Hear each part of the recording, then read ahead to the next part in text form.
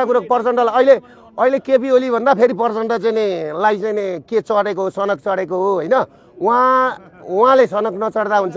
म उहाँलाई एउटा कुरा के भन्छु भने नि, तपाईँको नजिक बसेर काम गरेको मान्छे हुँ म होइन। तपाईँले लाई एउटा कुरो के भन्छु भने 17,500 को रगतले लतपतिएको जनयुद्धको सम्पत्ति कहाँ लगेर हाल्नुभयो तपाईँले? एउटा कुरो 50,000 मान्छे आज घाइते छन्, त्यसको हिसाब किताब कसले गर्ने? खरबौँका सम्पत्ति बमबार्डिङले उडाउनु भयो तपाईँले त्यतिखेर। तपाईँले आज आएर तपाईँले जुन कुरा भन्दै हुनुहुन्छ नि, तपाईँले दुबईमा लगेको तपाईँको छोराले लगेर 2600 करोड रुपियाँ पैसाको हिसाब किताब कसले दिने? कसले दिने? तपाईँले स्विजरल्यान्डमा घर किनेको छ, कुन पैसाले किन्नुभयो? अमेरिकामा घर किन्नुभएको छ, कुन पैसाले किन्नुभयो? नातिनीहरूका बिहा तपाईँको चाहिँ नि 5 स्टार होटलमा गर्नुभयो। हिजो साधारण बिहा गर्दाखेरि भाटे कारवाही गर्ने तपाईँ, अरूलाई रक्सी खायो भनेर तपाईँको चाहिँ भाटे कारवाही गर्ने। आज तपाईँका घरमा गएर अहिले खोलेर निकाल्नु पनि 1 करोडका रक्सी छन्। तपाईँ हामीलाई सिकाउने? तपाईँले आफ्नो छोराको हत्याको पत्ता लाउनु भयो। तपाईँ त्यतिखेर मैसँग हुनुहुन्थ्यो र दरबार हतियार काण्डको कुरो निकाल्दै गर्दाखेरि 5 वर्षको कुरा गर्नुभयो। अहिले 18-20 वर्षसम्म कसका भेडा बाख्रा हेर्न जानुभएको थियो तपाईँहरू? किन के हेरेर बस्नुभएको थियो?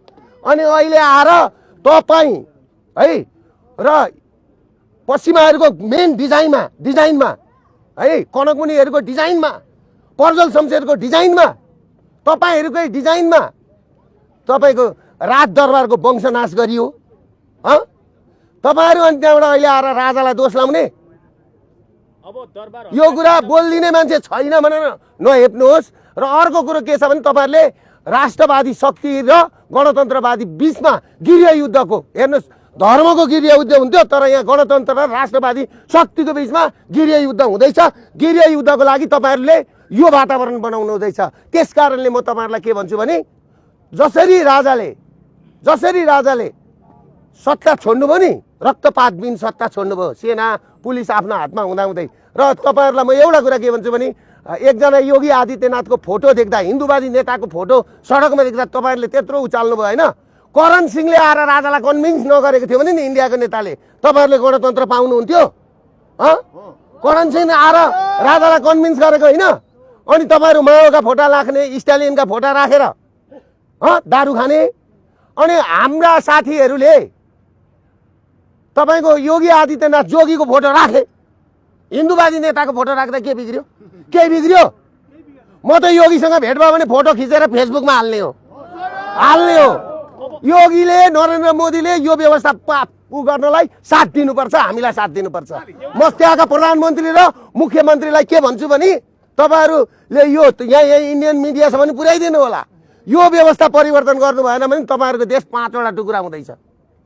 5वटा टुक्रा हुँदैछ। किनभने नि युरोपियन युनियनको र युएसआइटी को फन्डिङमा यहाँ राज संस्था सिद्ध्याउने काम भयो, हिन्दू सिद्ध्याउने काम भयो र क्रिस्चियनिटी बढाउने काम भयो। क्रिस्चियनहरूको इपी सेन्टर बन्यो यो देश। यसको कारणले आज मणिपुरमा आगो लागेको छ। मणिपुर छुट्टिँदैछ क्रिस्चियनहरूको राज्य बनाउनलाई। र अर्को डिजाइन के छ?